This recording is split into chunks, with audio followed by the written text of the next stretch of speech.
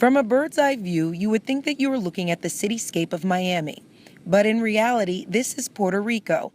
It has all the dressings of being in the United States, a Powerball lottery system, the highest concentration of Walmart stores per square mile, and its residents are all American citizens. But Puerto Rico is not a state. It's known as an unincorporated United States territory, meaning it is not on a guaranteed path to statehood.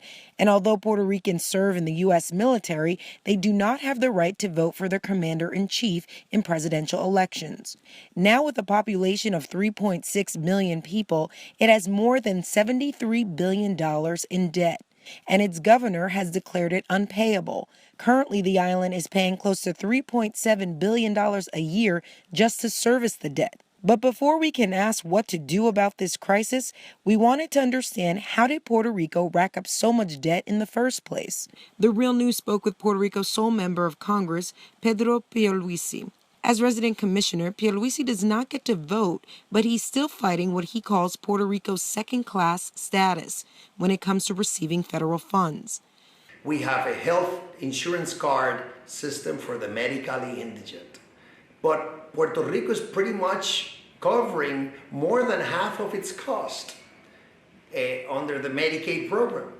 If Puerto Rico were a state or were treated like a state in that program, the federal government would be assuming about 80% of the cost. You're talking about easy $1.5 billion that Puerto Rico is now spending to deal with people who fall below poverty level, in helping them address their health needs, that Puerto Rico wouldn't have to spend. But beyond what the government is spending, what about the taxes that it's collecting? The major shift in Puerto Rico's tax code began in the 1940s when American corporations operating in Puerto Rico were given special status, allowing them to be exempt of both Puerto Rican taxes and federal taxes. Most recently, beginning in 1976, Section 936 tax code granted U.S. corporations a tax exemption on both Puerto Rican and federal taxes. It allowed them to pay nothing on profits that reached in the billions. The idea was that it would attract business to the island, and it worked. Big pharmaceutical manufacturers like Pfizer and Merck came in droves. If there's not a large number of the population paying taxes, or at least getting the kinds of wages that would allow them to pay taxes, then the deficits in the 1980s began to grow in Puerto Rico. And in fact, after the 1970s, the convergence, in other words, the growing together of salaries in Puerto Rico and the United States began to separate. In other words, they began to go down, even lower than obviously than the poorest state of the United States, which is Mississippi. California State University Latino Studies professor Victor Rodriguez explains that since the 1970s, Puerto Rico began to rely on debt to pay for basic public services and to pay for previous debt.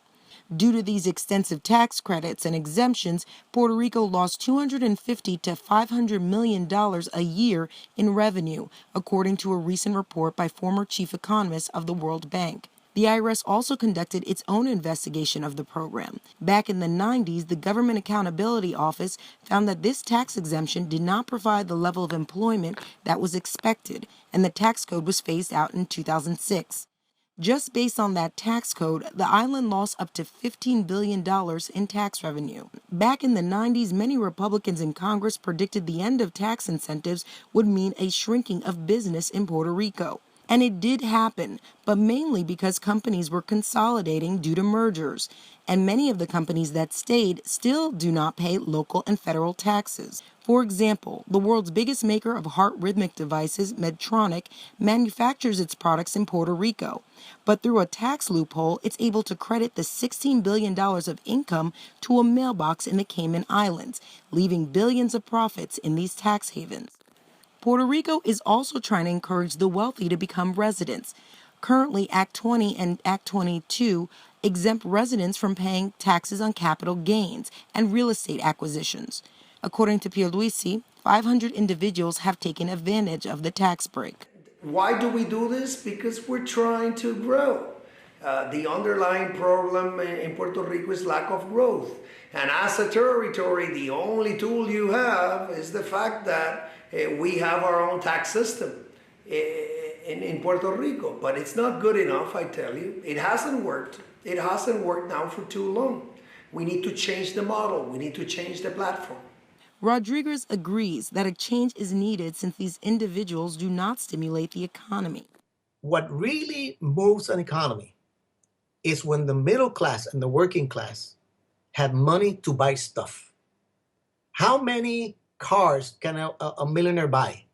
Maybe 1, 2, 3, 30. But how many cars can a million people buy? So obviously, it's more important to have a middle class and a working class that gets good wages than having 300. I think they have been able to attract 300 millionaires who basically established their residence in Puerto Rico. So I don't think that's going to solve anything. But what is going to solve Puerto Rico's financial woes? Tax reform is being heavily discussed as Puerto Rico meets with its creditors this week. Back in March, Puerto Rico's governor signed into a law increasing the U.S. territory's sales tax from 7% to 11.5%. But will this get to the root issue of changing the economy to work for the majority of Puerto Ricans? In part 2 of our series, we'll explore that question and short-term and long-term solutions. Much is on the line, for Puerto Rico could legally be forced to pay creditors before paying state employees or benefits like Medicare for residents. And with at least 40% of the population living below the poverty line, it's a reality the country can't afford. For the Real News Network, Jessica Devereaux, Washington.